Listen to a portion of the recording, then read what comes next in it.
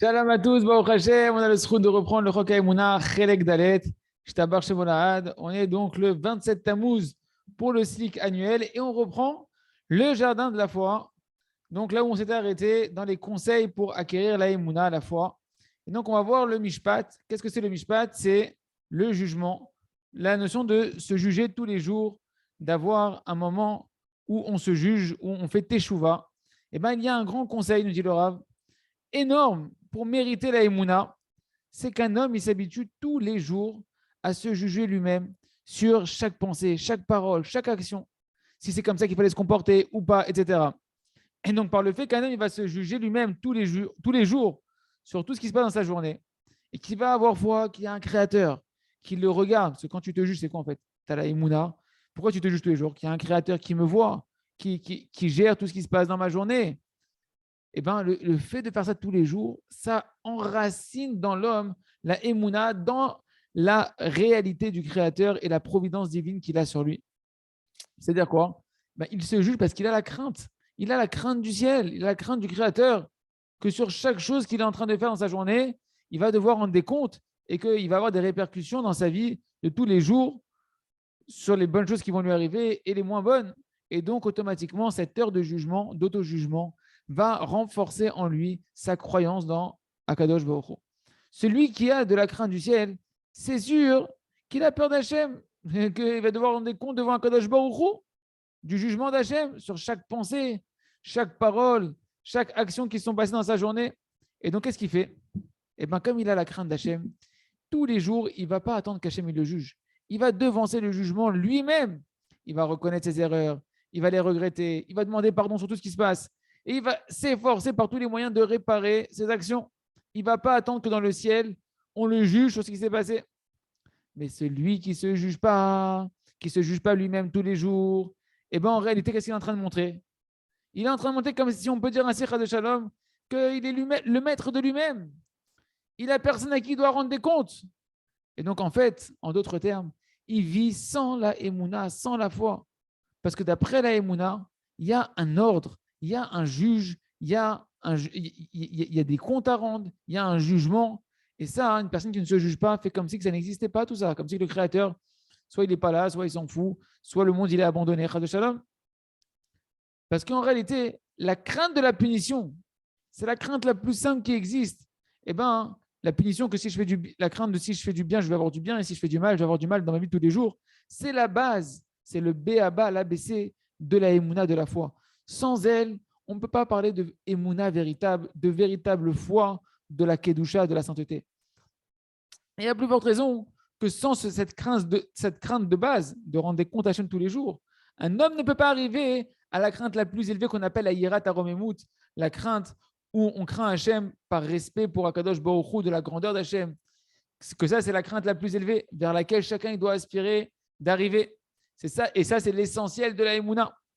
Mais par le fait que maintenant, un homme, il s'efforce, Ken, que il s'efforce dans tous ses comportements, d'avoir de la hirat shamaim, déjà une crainte simple dans la Kadosh Baruch Hu, la crainte de la punition, qu'il n'y a pas de souffrance sans faute dans ma vie, donc je vais me juger pour ne pas avoir de souffrance, je vais réparer mes fautes pour ne pas avoir de souffrance, avoir une belle vie. Et bien ça s'exprime comment? Par le fait que tous les jours, tu t'efforces de venir te juger toi-même une fois par jour sur toute la journée qui s'est passée, les 24 heures qui se sont passées. Grâce à ça, tu enracines en toi la émouna et tu vas pouvoir monter, tu vas faire grandir en toi une foi qui va être vivante, qui va être palpable. Et tu vas t'élever à un niveau de crainte au fur et à mesure beaucoup plus élevé d'Hachem, non pas de la punition, mais de la grandeur d'Hachem. Tu auras conscience de l'amour d'Hachem, que tu veux faire plaisir à Hachem et tu as honte de faire le contraire d'Amon Takadosh Baruch Hu. Et ici, c'est justement le moment de revenir et de se rappeler, de remettre en garde tous ceux qui écoutent les cours qu'on est en train de faire ou de lire les livres, que attention, tu ne dois pas tomber dans la tristesse à cause du fait que tu te juges tous les jours. Une personne, elle voit ses défauts, elle voit ses erreurs, elle commence à avoir peur, elle commence à s'attrister d'elle-même, etc. Non, dès que tu vois, ça c'est un principe extrêmement important pour quelqu'un qui fait des doutes, qui fait cheshbon nefesh, qui s'introspecte. Écoutez bien ça et retenez bien ça, ouvrez les cœurs et cherchez à retenir ça et à le répéter dans la des doutes. Dès que tu fais ta des doutes et que tu te juges et que tu vois que dans ton auto-jugement, tu tombes dans l'autoculpabilisation, dans la tristesse, à ce moment-là, il faut tout arrêter Et pendant ta hitbod des doutes, pendant ton heure d'introspection, tu te mets à prier que sur une chose. Hachem, donne-moi la émouna que tout est pour le bien. Donne-moi de la joie. Aide-moi une fois que tu m'aimes. Aide-moi une fois que tout ce qui s'est passé jusqu'à présent, tout est sous ta providence divine pour mon bien. Et que même les manques spirituels sur lesquels je suis en train de m'introspecter en ce moment, eux aussi, ils ont été organisés par ta providence. Et ils sont nécessaires pour ma mission personnelle. Et que je dois les accepter avec amour pour les travailler et pouvoir me grandir vers toi. Et que la raison pour laquelle, pour l'instant, je n'arrive pas à les réparer, c'est uniquement parce que tu veux que j'augmente encore les prières sur le sujet, que je renforce ma volonté sur le sujet, etc., etc. Et c'est seulement et uniquement quand tu retrouves la joie, que tu retrouves la sérénité et la joie dans ton cœur, que tu peux continuer à te juger sur le reste de ta journée. C'est vraiment une gymnastique à avoir intellectuelle, de toujours faire attention de ne pas tomber dans la tristesse. Et que si je suis dans la tristesse, alors j'arrête tous les travaux et je travaille que la simcha. Il y a raison que chacun puisse faire cette heure d'auto-jugement, cette heure de Hidbodedut tous les jours et savoir que c'est le conseil principal, nous dit Rabbi Nachman dans la Torah 4 de l'écouter Moharan, pour vivre le paradis sur terre de la Emouna, que tout est pour le bien. Ça rentre en nous, la Emouna. On continue avec le jardin des louanges. Rappelez-vous, on s'était arrêté dans la description du Kriyat Shema, du schéma Israël. Comment voir en réalité que tout le schéma Israël, c'est une lettre d'amour d'Hachem, où on exprime notre amour à Hachem et on prend conscience de l'amour d'Hachem, que tout est pour le bien, où on remercie Hachem sur le bien comme sur le mal. Et donc on continue dans les mots. Oufrol nafshecha, tu aimeras Hachem de toute ton âme. C'est quoi de toute ton âme? Nos sages des morts bénis ont dit, même si Hachem, il te prend ton âme, chas v'shalom. Ça veut dire quoi? Ce qu'on a dit au début du paragraphe, tu aimeras Hachem, ton Dieu, etc., c'est même dans les souffrances qu'il va t'envoyer, chas v'shalom. Une personne, elle doit dire merci à Kadosh Baruch Hu, même dans les souffrances. Comme Rabbi Akiva, que quand on lui a enlevé son âme, qui était en train de faire le schéma Israël avec le sourire aux lèvres. Ken. Donc c'est ça, même si on te prend ton âme, c'est quoi? C'est les souffrances du corps que Dieu nous en préserve. Il faut savoir remercier Hachem même sur ça que Dieu nous en préserve. Et Rabbeinu Akadosh nous enseigne, écoutez Moharan dans la Torah numéro 250, Ner, hein, c'est la lumière qui doit avoir devant nos yeux. 250 en hébreu, ça se dit Nunresh, c'est la lumière, la bougie qu'on doit avoir devant nos yeux. Il nous dit qu'en réalité là-bas, que toutes les maladies, toutes douleurs qu'on peut avoir dans le corps, eh ben, ça provient du fait que l'âme, eh ben, c'est séparé un petit peu du membre qui est malade en ce moment. Ça veut dire quoi? Qu'en réalité, eh ben, le retrait de l'âme, même si on te prend ton âme, c'est pas simplement quand on te prend ton âme complètement qu'une personne elle va mourir et qu'elle doit aimer Hachem même comme ça. Eh ben, ça comprend également, en fait, même lorsqu'une personne a des souffrances dans son corps, des maladies, puisque là-bas, ça s'appelle un retrait de l'âme aussi, d'après Rabbi Nachman. Pourquoi le membre est sous? Parce que l'âme est un peu retirée. Et bien là-bas aussi, dans les maladies, il faut savoir aimer Hachem et remercier Hachem sur ça aussi. On continue dans les mots du schéma Israël, ou Frol Meodecha, tu dois aimer Hachem de toutes tes forces. Chachamim nous dit, c'est quoi toutes tes forces? Il y a deux explications. Première, ça vient du mot, dans le mot Meod, il y a le mot Mida. Mida, Chachamim nous dit, Bechol Mida ou Muda, chez Moded Lecha, dans toutes les situations où Hachem va te mettre à l'épreuve, tu dois le remercier. Ça, c'est ce qu'on a déjà expliqué en long et en large. Et deuxième explication, c'est Bechol Mamonecha, de toutes tes forces, si tu dois aimer Hachem de tout ton argent.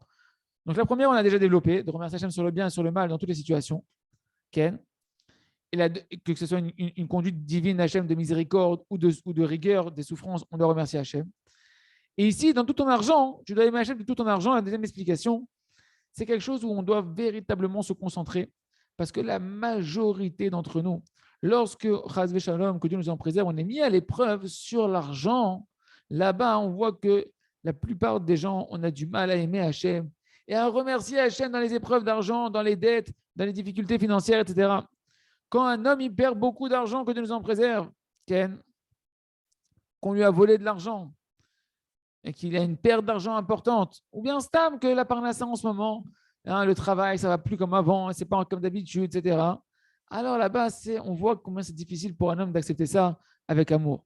Mais Béhémet, en réalité, un homme, il doit avoir la foi que toutes ces pertes d'argent, même la perte la plus illogique qui peut arriver, qu'on t'a rusé, on t'a fait un sale coup, etc., de manière terrible que Dieu nous en préserve, tout, tu dois avoir la émouna que ça vient d'Hachem.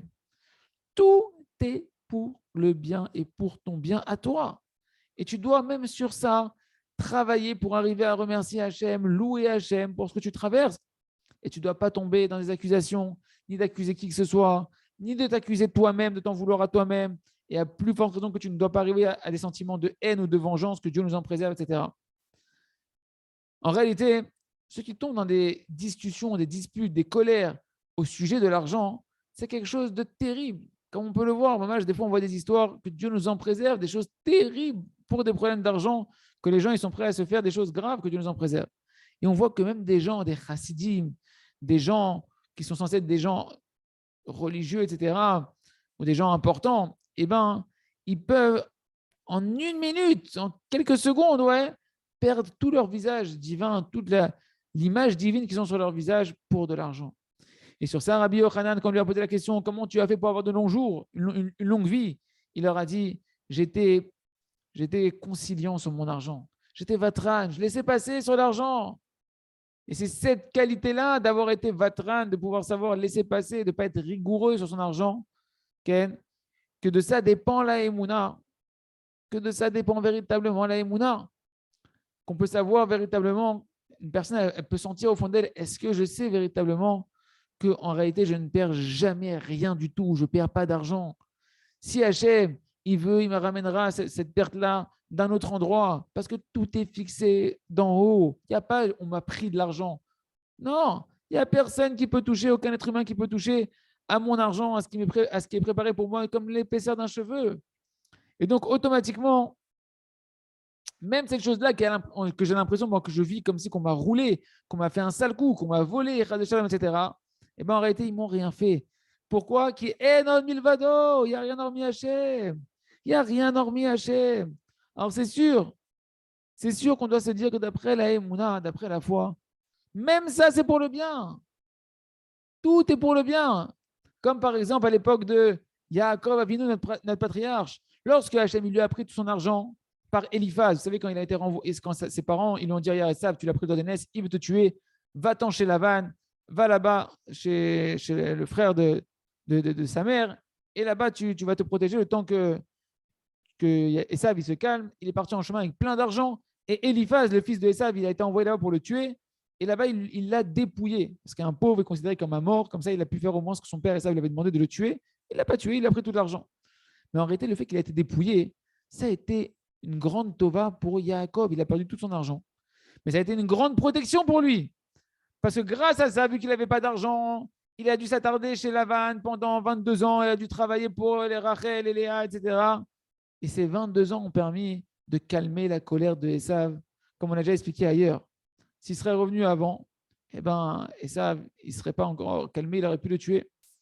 Donc des fois, Hachem, il prend un homme de son argent également parce qu'il veut que l'homme il arrête de s'appuyer sur l'argent. Arrête de croire dans ton argent, arrête d'en faire une idolâtrie, de croire dans la force et le pouvoir de ton argent.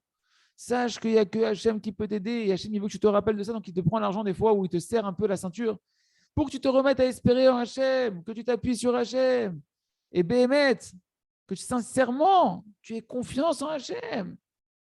Arrête d'avoir confiance dans l'argent. Prie vers moi, il dit Hachem. Et ça, c'est seulement celui qui croit et qui remercie sur tout ce qui lui arrive, qui peut être vatran sur son argent, qui peut être passif, il peut renoncer, il peut ne pas être dur avec l'argent et accepter les pertes d'argent. Parce qu'ici, on ne parle pas de quelqu'un qui il a de l'argent en plus et il peut facilement se dire allez, c'est bon, l'argent, c'est pas grave, 100 shekels, 200 shekels, 100 euros, c'est-à-dire ça va. Non, on parle de même que quelqu'un qui a juste ce qu'il lui faut pour vivre. Eh bien, il doit malgré tout accepter ses pertes d'argent avec amour parce qu'il est ma'amin, parce qu'il a foi en Hachem et il a foi que tout est pour le bien. Un homme, lorsqu'un homme il aime Hachem de tout son argent, alors il peut donner de la tzedaka facilement, de la charité facilement. Il peut mettre de l'argent pour les mitzvot. Il est prêt à investir tout son argent pour tout ce qu'il est conscient que Hachem, il veut qu'il mette de l'argent là-bas. Et Hachem, qu'on puisse accomplir les paroles du schéma, à dire le schéma Israël avec cette kavana qu'on est en train de dire ici. Et apprendre à savoir que tout vient d'Hachem, remercier Hachem sur tout, même sur l'argent, et savoir que personne ne pourra nous enlever. Et qu'est-ce qu'Hachem veut nous donner, il reviendra d'un autre endroit, et qu'on puisse donner de l'argent dans les Zdakot, dans les Maasrot, dans les mitzvot, Bessimcha, Uftuv, Levav. On continue avec le livre à travers champs et forêts, merci Hachem, pour que nous, nos femmes, nos enfants, nos petits-enfants, tout le homme Israël, on puisse mériter de faire tous les jours 60 minutes minimum, dites des doutes, 1 heure, dites des doutes. Donc, on est sur ce chapitre que des fois, on voit que les réponses de la prière, on a l'impression qu'elles ne sont pas répondues, que le temps y passe et que pourtant, j'ai toujours pas été répondu et le Yetzer Hara veut nous décourager avec ça. Alors sur ça, les amis, eh ben, il faut savoir, le Ram dit Tsaïm, des fois, c'est les descendants qui vont profiter. Nos sages nous ont enseigné que la prière d'un homme ne revient jamais vide. Même si tu vois qu'elle ne s'est pas réalisée, eh ben, sache qu'elle va se réaliser avec ta descendance. Ça veut dire quoi? Des fois, un homme prie énormément et il ne voit aucun résultat. Il a l'impression que ses prières, elles sont parties dans le vent. Mais il faut savoir que ce n'est pas du tout comme ça. La prière que tu as faite, elle est gardée pour ta descendance après toi. Et par le mérite de tes prières, il va leur arriver à tes descendants des délivrances extraordinaires, des délivrances qu'eux-mêmes, ils ne vont pas comprendre comment ils les ont méritées. Et c'est sûr qu'eux, ils ne peuvent même pas imaginer que c'est à cause grâce à un de leurs ancêtres qui a multiplié des prières, qui a pleuré, etc. Et que cet ancêtre-là, peut-être qu'à l'époque, lui aussi, il pensait que ses prières, elles ne servaient à rien, qu'elles ne font pas de fruits, etc. Et pourtant, voilà que ses enfants, ses petits-enfants, ils profitent des prières de ses parents et de ses grands-parents et de ses ancêtres. Et bien nous aussi, si on réfléchit un petit peu, on pourra se rendre compte combien de bonnes choses ils nous sont parvenues dans notre vie, qu'on a eu des réussites dans la santé, dans la parnassa, pour trouver sa femme ou ses enfants, peu importe, toutes sortes de bonnes choses qui nous sont arrivées, qu'on n'a pas peiné pour ça, qu'on n'a pas prié pour ça, que ce soit matériellement comme la santé, la parnassa, ou bien spirituellement qu'un homme, eh ben, il est né avec Baruch Hashem, avec une très belle qualité, sans avoir travaillé pour ça, ou bien avec une compréhension très facile dans l'étude de la Torah, sans aucun effort particulier. Tout cela, c'est parce que ses ancêtres, ils ont multiplié la prière sur ce sujet-là, et que eux, eh ben, les enfants, ils en ont profité de ces prières-là. Ken, et qui sait, si jamais, Ken, si jamais ils auraient pu tenir ces petits-enfants dans les épreuves, si jamais ils n'avaient pas reçu les prières de leurs grands-parents, est-ce qu'ils auraient pu tenir dans des épreuves de ce sujet-là? On ne sait pas. C'est pour ça que chacun, il doit savoir, quand je prie, je sais que toutes mes prières, elles sont écoutées. Peu importe que je vois les résultats maintenant, ou bien qu'Hachem, il a fait un calcul, que je serai encore plus content de savoir qu'un descendant à moi en a plus besoin que moi et qui ne sera pas prêt à prier. Je dois savoir que mes prières sont toujours utilisées pour le bien et un bien duquel, quand je le verrai, je serai content et je dirai merci à Hachem de tout mon cœur. Donc, on doit continuer à prier, même si on a l'impression qu'on ne voit pas les réponses. Toute prière est écoutée. On continue avec le livre Le Jardin de la Sagesse, le conte du sage et du simple de Rabbi Nachman, avec nos deux sages qui renient le tzaddik. Et on est en train d'expliquer ici la profondeur, à savoir que la foi dans le tzaddik, c'est la clé indispensable pour avoir foi dans le Créateur. Troisième raison, c'est que la émouna dans le tzaddik, on a vu plusieurs raisons, déjà deux. La troisième, c'est que la foi dans le tzaddik, c'est la source du souffle de vie, de la kedusha, de la sainteté. Il faut comprendre que l'essentiel du souffle de vie pur par lequel Hachem a créé le monde, il a insufflé un souffle de vie dans les narines de Adam Arishon, du premier homme, et bien tout de là est puisée toute la kedusha, toute la sainteté, elle provient de là-bas. Et c'est ça, ce souffle de vie, qui permet de combler tous les manques matériels et spirituels d'un homme, parce que le souffle de vie, c'est le souffle de la création, d'Akadosh Baruch Hu. Et ça, nous dit Rabbi Nachman, c'est impossible de recevoir cela, si ce n'est par le tzaddik de la génération. Et tout celui qui va être en controverse sur le tzaddik, alors celui-là, eh ben, il ne pourra pas puiser ce souffle divin qui permet de combler les manques du souffle du tzaddik. C'est seulement celui qui n'est pas en controverse avec le tzaddik qui peut, lui, puiser du tzaddik. Parce que celui qui est en controverse, il se détache du souffle de vie du tzaddik. Et donc, de qui il va recevoir? Parce que tu vois des gens qui ne sont pas forcément en paix avec les tzaddikim et qui ont quand même, ils comblent des manques dans leur vie. Comment ils font? Parce qu'ils vont recevoir un souffle qui vient non pas de la vie de la Gdusha, mais un souffle d'un canal de l'impureté, des forces du mal. Comme nous dit Rabbi Nachman dans l'Écouté Moharan, on voit ensemble cet enseignement. Il nous dit Rabbi Nachman, sache que l'essentiel du souffle de vie, on le reçoit du tzaddik et du rav de la génération. Car l'essentiel du souffle de vie, il se trouve dans la Torah. Comme c'est marqué, le souffle d'Hachem au début dans Bereshit et le souffle divin plané à la surface des eaux. C'est quoi la surface des eaux? C'est la Torah. Oh, donc le souffle divin, il est dans la Torah. Mais les tzaddikim, eux, ils sont véritablement attachés à la Torah. C'est pourquoi donc l'essentiel du souffle de vie, il se trouve chez les tzaddikim. Vu qu'il est dans la Torah, qu'eux, ils sont attachés à la Torah. Et donc, lorsque maintenant une personne, elle va s'attacher au tzaddik, au rav de la génération, lorsqu'une personne, elle va soupirer et qu'elle va allonger sa respiration, son souffle, oh, d'accord, elle va maintenant inspirer fortement pour faire un soupir de sainteté. Il va, dans l'allongement de son souffle, attirer et puiser dans le souffle de vie du tzaddik de la génération, qui lui-même est attaché à la Torah, dans laquelle plane le souffle de vie d'Akadosh Baruch Hu. Et c'est ça la notion du tzaddik. Comme il s'est marqué dans Bamidbar, chapitre 27, c'est l'homme, Asher Rou Arbo, que le souffle divin, il est en lui, qui sait aller avec l'esprit et le souffle de chacun d'entre nous, comme dit Rashi là-bas. Car le tzaddik, nous dit Rabbi Nachman, il attire et il va compléter, il va rajouter en nous du souffle de vie d'Hachem, chacun en fonction de ce qu'il a besoin. Il dit par contre, les Rechaïm, les fauteurs, ceux qui parlent avec orgueil et mépris sur le tzaddik, d'où est-ce qu'ils reçoivent le souffle divin qui permet de combler les manques qu'ils ont dans leur vie? Sache qu'il y a un rave dans les forces du mal, qui est la dimension de Esav, comme c'est marqué à propos de Esav. Esav, il a dit dans Bereshit 33, Yesh li rave, moi aussi j'ai beaucoup. Mais en fait, on veut dire, moi aussi j'ai un rave. Sous-entendu, il y a un rave dans les forces du mal. Et c'est la dimension des maîtres, des dirigeants de Esav, les aloufés Esav, comme c'est marqué là-bas dans la Torah. Comme Onkelos, il a traduit là-bas, Rav Révé Esav, les raves de Esav. Il y a des raves dans les forces du mal. C'est le rave des forces du mal. Et de eux, les Rechaïm, ils vont puiser leur souffle pour combler leur manque. Et c'est un souffle d'impureté. C'est un vent d'impureté. C'est une dimension d'un vent de tempête. Comme c'est marqué, Hen Esav Ari Ish Saïr. C'est pourquoi leur souffle à eux, il peut être très très fort comme une tempête dévastatrice, mais seulement un moment. C'est une tempête qui est grande durant son moment. Mais à un moment donné, Akadosh Baruch Hu, il va souffler dessus, il va les faire s'en aller. C'est-à-dire quoi? C'est-à-dire qu'à un moment donné, bien que cette force que reçoivent les Rechaïm du rave des forces du mal, elle va chuter et elle ne pourra pas se maintenir. Et au final, ils vont être détruits. Et que ce soit le corps et la neshama, que Dieu nous en préserve. Aziratzon, chacun doit faire attention de ne mépriser aucun tzaddik. Ça, c'est l'enseignement du Likutei Moharan, un extrait de la Torah 8 du Likutei Moharan. De là, qu'est-ce qu'on voit? On voit qu'il y a une grande différence entre celui qui, Stam, il ne croit pas dans les tzaddikim, mais il n'est pas en controverse sur eux. Il n'est pas un grand croyant dans les tzaddikim, mais il n'est pas directement en controverse avec eux. Et c'est très différent, par contre, de celui qui va directement être en controverse avec eux. Pourquoi?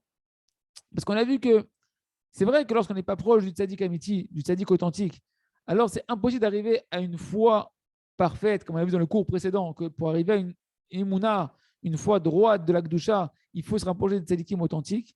Ok, c'est-à-dire, tu n'as pas la foi d'un tzaddikim authentique, ta foi, tu ne peux pas la parfaire comme il faudrait, mais malgré tout, on voit que Rabbi Nachman, il n'appelle pas ça des Rechaïm, il n'appelle pas ça un fauteur.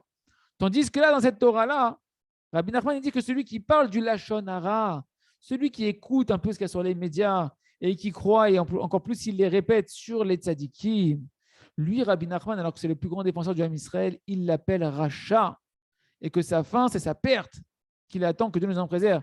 C'est pourquoi, jusqu'à présent, quand on retourne dans le conte de Rabbi Nachman, le sage, lorsqu'il avait pour l'instant, il n'avait remis en question que le roi. Le roi, c'est Hachem. Alors, c'est sûr que c'est terrible, mais il y avait encore une possibilité qu'il revienne Bitchouva, qu'il se réveille, qu'il retrouve la Emouna. Mais maintenant, lorsqu'il en arrive à renier les tzadikim, que Dieu nous en préserve, à mépriser les tzadikim, à croire toutes les bêtises et à répéter toutes les bêtises sur les tzadikim, alors on verra dans la suite du conte que là, il va véritablement dégringoler lorsqu'il va commencer à se mettre à se moquer du Baal Shem dans l'histoire qui est là-bas et le tzadik, de se moquer, de le mépriser avec de l'orgueil, etc. Ça, c'est une hérésie qui est la plus dure de toutes. Et à cause de ça, on va voir que son sort, il va complètement dégringoler et qu'il va aller dans une descente très rapide jusqu'au fin fond des abîmes. Que Dieu nous en préserve. Il y a qu'on puisse avoir peur dans les tzadikim et qu'on se méfie énormément du Lachon Hara sur les tzadikim, de jamais s'en approcher et de rechercher les tzadikim amitim, car ils sont la connexion pour arriver à Kadosh Baruch Hu et avoir une émouna totale et pouvoir combler tous les manques que l'on a besoin. On termine avec Jean Sefer. Or Chadash al Tzion Ta'ir Veniske Kolano B'Merale Oro. Donc, on est dans le chapitre, rappelez-vous, du sommeil qu'on travaille. On est en plein travail, compréhension et comment utiliser cette partie de la vie qui est le sommeil. Le sommeil, si on réfléchit bien, c'est une absence de conscience. C'est une forme d'inconscience. Or, pourtant, tout le but de la vie d'un homme, c'est quoi? C'est de mériter d'avoir de la conscience, d'être conscient d'Hachem. Est-ce qu'un homme, il pourrait volontairement vouloir se défaire du joug de la conscience d'Akadosh Baruch Hu, que c'est ça toute la splendeur d'un homme, c'est ça toute l'importance d'un homme? C'est la même chose. Le sommeil, si on regarde bien, il attire quoi sur l'homme? La déconnexion d'Hachem, elle attire sur l'homme une impureté très, très, très dure. C'est pourquoi la pureté, c'est la conscience d'Hachem. L'impureté, c'est l'inconscience d'Hachem. C'est pour ça que le matin, comme on a été inconscient d'Hachem, on doit se laver les mains dès qu'on se réveille du lit, comme c'est connu. Un homme qui ne se lave pas les mains dès qu'il se lève de son sommeil, eh ben, c'est marqué dans la halakha qu'il va impurifier toutes les choses qu'il va toucher. Et en réalité, cette impureté qui est véhiculée par ses mains va créer des dommages, des problèmes pour Chaz Shalom lui-même envers les choses qu'il a touchées et pour les autres qui vont utiliser ces objets qui ont été touchés par de l'impureté. Est-ce qu'un homme, il veut lui-même se rentrer dans l'impureté, une telle impureté? C'est quoi? Vouloir rentrer dans l'impureté, c'est vouloir dormir, vouloir aller volontairement dormir dans l'impureté. Le sommeil, c'est une écorce très difficile des forces du mal. Comme c'est marqué dans l'écouté à la Chôte de Rabbi Nathan, il nous dit que le sommeil, c'est la dimension de l'exil, c'est la dimension des empêchements qu'on a dans la spiritualité, c'est la dimension de l'obscurité spirituelle. Tout l'exil, tout notre exil, comment il est appelé par nos sages? Il est appelé le sommeil. Comme c'est marqué dans Shirachirim, Ani Yeshena, je suis endormi. De quoi on parle? Il dit, le Ptichat Eliaou, il dit, on parle du sommeil de l'exil. L'exil, c'est une forme de sommeil. On a oublié Hachem, on est en exil. On ne sait plus ce que c'est Hachem. On est loin d'Hachem, loin d'Israël, loin du Beth Amikdash, loin de la spiritualité. Ce n'est pas possible qu'un juif, véritablement, dans sa vraie définition, il puisse avoir envie de dormir. Lorsqu'un homme il veut dormir, il attire sur lui une grande obscurité spirituelle. Il se trouve dans un exil spirituel. C'est pourquoi il a du mal après à se réveiller. Et même quand il se réveille, on voit qu'il se roule après pour se sortir du lit. Et malgré tout, il n'a pas de désir, il n'a pas de volonté, c'est dur pour lui. Hein, il ne veut pas quitter son lit. Et bien évidemment que, vu qu'il est rentré dans un désir d'aller dormir, de se déconnecter d'Hachem, ben, quand il se réveille, il n'a pas forcément envie de prier. Il n'a pas forcément la émouna qui est vivace, etc. Parce que la prière et la émouna et la foi, qui sont une même entité, c'est la Géoula, c'est ça la délivrance, le contraire de l'exil. Mais toi, tu as voulu kiffer l'exil qui est le sommeil, qui est l'inconscience d'Hachem. On ne se rend pas compte qu'on est des miskénim de vouloir dormir. Parce qu'il faut comprendre, le sommeil, c'est quoi? C'est un but ou c'est un moyen? Le sommeil, bien évidemment, c'est un moyen qu'on n'a pas le choix. Hein? C'est impossible pour nous de pouvoir continuer à vivre et agir correctement sans quelques heures de sommeil. À quoi ça ressemble? Ça ressemble à quelqu'un qui a une voiture, qui peut voyager plusieurs kilomètres, d'accord? Plusieurs kilomètres heure, avec plusieurs litres. Je mets tant de litres d'essence dans la voiture et je peux faire tant de kilomètres. Et voilà, tu en as un. Ken, si on réfléchit, Mechila, si on réfléchit, il n'y a personne qui veut se faire un kiff de mettre de l'essence dans sa voiture. On n'a pas le choix. On va à la pompe à essence parce qu'on doit mettre de l'essence pour que la voiture elle avance. C'est pourquoi tu vas t'arrêter et tu remplis et tu mets de l'essence. Seulement quand tu as besoin, parce que tu vois que le réservoir est en train de se vider. Mais tu n'en as aucun qui vient à la pompe à essence juste comme ça, par kiff. Il se dit, waouh, quel kiff de mettre de l'essence. J'attends le moment où je vais mettre de l'essence. Ça a l'air ridicule, à part les enfants qui aiment bien l'odeur de l'essence et qui veulent se faire un petit kiff de mettre de l'essence dans la voiture, mais sinon ça n'existe pas. C'est ridicule. Eh bien, c'est pareil. Pour celui qui dit, moi, je vais me faire un kiff d'aller dormir. C'est pas rigolo? Et pourtant, c'est la même chose. C'est la même chose. Mamache, on devrait s'attrister de ça. Alors, au moins, si on n'est pas triste de ça, de ce qu'on est en train de dire, au moins qu'on en rigole. C'est mamache, une petitesse d'esprit de dire qu'un homme, il veut aller dormir. C'est un mensonge. On va dormir parce qu'on n'a pas le choix. Parce que la voiture, elle n'a plus de force. Et qu'on a besoin de remettre de l'essence. Mais c'est tout. Ce n'est pas un plaisir en soi. Ce n'est pas une fin en soi.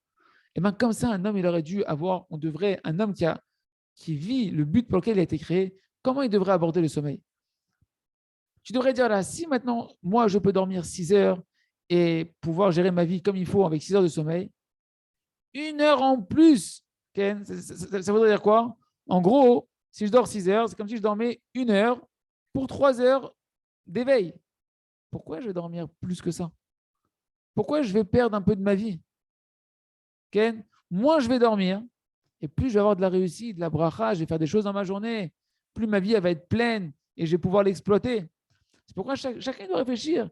C'est quoi le minimum que j'ai besoin, moi, de dormir pour pouvoir faire ce que j'ai à faire correctement. Et après, tu dois multiplier les prières auprès d'Hachem pour que même ces heures-là que tu vois que tu es obligé de dormir, que tu les consacres à dormir pour ta santé, qu'elles soient pour récupératrices, qu'elles soient bénéfiques pour toi au niveau matériel, au niveau spirituel, et non pas que tu nous en préserves, perdre ces heures tellement précieuses à dormir en plus, alors que mon corps n'en a même pas besoin pour pouvoir se comporter comme il faut.